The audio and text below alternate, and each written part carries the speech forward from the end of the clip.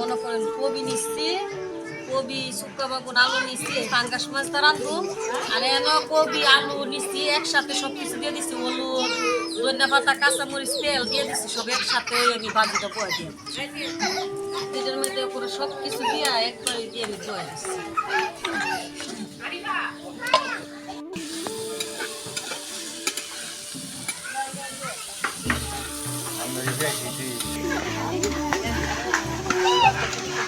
ভাজিটা হয়ে গেছে গা।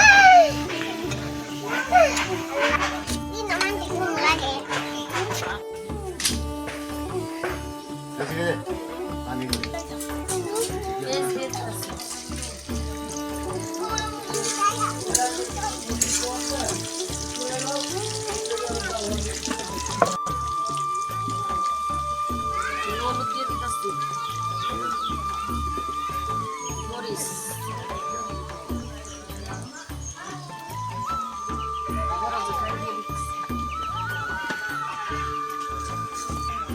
পানি দিয়ে দিলাম, লবণ দিয়ে দিতেছি,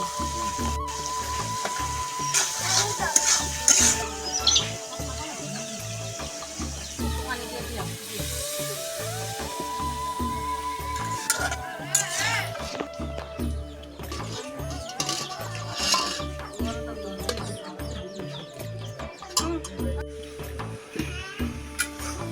আমার আলু আর কপিটি কষা নিয়ে গেছে, আমি মাছটি একটু কষাই নিই। আজকে আমি বাঁচলাম না না বাঁচা ওই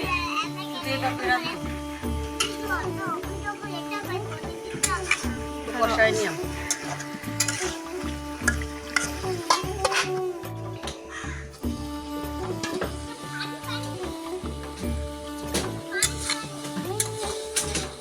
মাছটিও কষা নিয়ে গেছে, আমার পানি দিয়ে দিলাম।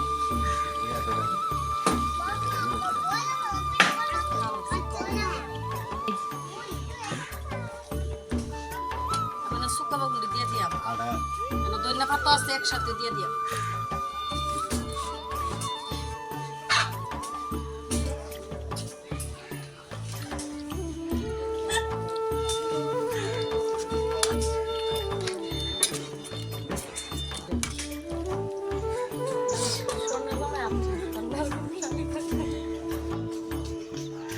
আমরা মনের মধ্যে তো আমার কষ্ট থাকবো, আমি শাকে আসলে রান্নার ভিতরে আমার বড় তুলা ভাই আইনা দিছে, পানও দিছে, আমি মাঝে মধ্যে একটু পান খাই, তো চাটা বেশি একটা খাই না, আইনা দিছে কি করুক দূরা যাবো, এই কারণে রান্নার ভিতর দিয়ে খাইতেছি।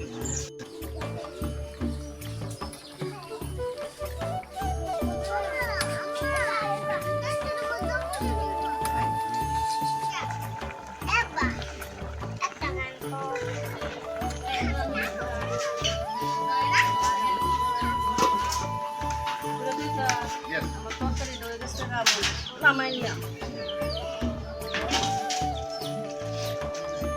কবি দিয়ে মনে করেন দুইটা তরকারি রান্নাম, কবি দিয়ে আলু দিয়ে ভাজিও করছি, আর কবি দিয়ে আলু দিয়ে শুকনো বাগুন দিয়ে দেখলেন আমি পাঙ্গাস মাছটা দিয়ে কীভাবে রাখছি। আর মনে করেন কবির সিজন নেমে দেখালে আমরা না সবাই এইভাবে খা, এই কারণে মনে করেন আর পাঙ্গাস মাছটা মনে করেন আমরা সবসময় প্রায় লেগুলো ওই খাই, পাঙ্গাস মাছটা মনে করেন আমার বাচ্চারা আমি নিজেও খুব পছন্দ করি, এই কারণে আজকে রান্নাম পাঙ্গাস মাছটা। আপনারা এইভাবে রান্না খায়।